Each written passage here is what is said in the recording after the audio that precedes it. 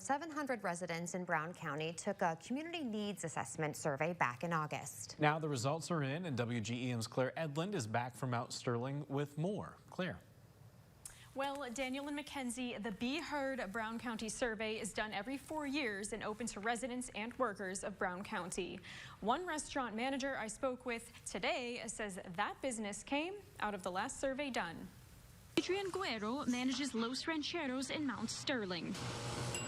He says it's always busy, and customers were happy when the restaurant opened back in 2020. Since it's a small town, there's not many options around here. They have to travel. Guerrero says the Mexican restaurant spawned from a Brown County community assessment survey done in 2018. Residents in that survey asked for more dining options. Since we opened here, everyone seems to be really happy to have something close home. Fast forward to summer 2022, when Brown County residents and workers got to take part in the next Be Heard Brown County survey, and the results were released this week. 71% of respondents who live in Brown County believe that the quality of life has improved over the past 5 years, and that actually is compared to only 49% in 2018. Community leader Dan Teefee says the public was most satisfied with safety and the public library. And the things that respondents were least satisfied with were dining options. They always want more restaurants that they could eat at, more shopping opportunities that they could have.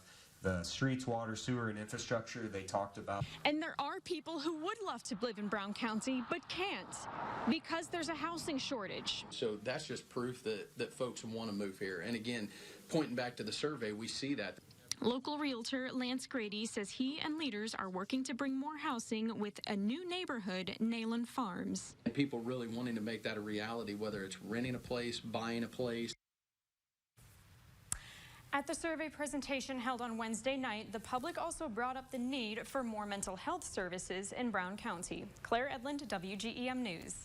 Thanks, Claire. Teefee says the next steps are to review the results and find out what they can bring to Brown County next. We'll have those results on our website, WGEM.com.